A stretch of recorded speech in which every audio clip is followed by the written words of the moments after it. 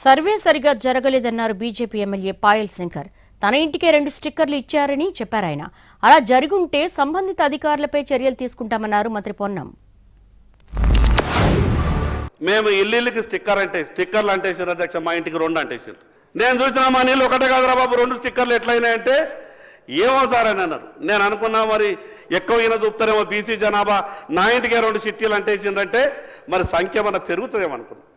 కానీ ప్రభుత్వం పెట్టేటువంటి ఈ నివేదిక చూస్తే ఏమైంది అధ్యక్ష, మా సంఖ్య అంతా తగ్గిపోయింది. కానీ జనరల్ మొత్తం ప్రాసెస్ని క్రిటిసైజ్ చేసినట్టుగా ఇంటికి 2 స్టిక్కర్లు వేసి ఉంటే ఒకవేళ అటువంటి నిజమైతే డెఫినెట్లీ ఆ ఆఫీసర్ మీద యాక్షన్ తీసుకుంటారు. సామాజిక, రాజకీయ, ఆర్థిక అనేక రకాల మార్పుకు ఒక తొలి మెట్టు ఇవాళ నుంచి ప్రారంభమయ్యే ఈ మజిలీ ఈ యొక్క యాత్ర భవిష్యత్తులో చివరి బీసీ దాకా చేరడానికి మనమందరం ప్రజాప్రతినిధులుగా ఆ కార్యాచరణ తీసుకొని ఏ పార్టీలో ఉన్నా దానికి ఉపయోగపడే విధంగా మన యొక్క సలహా సూచన ఉండాలని ఆకాంక్షిస్తున్నారు అధ్యక్ష.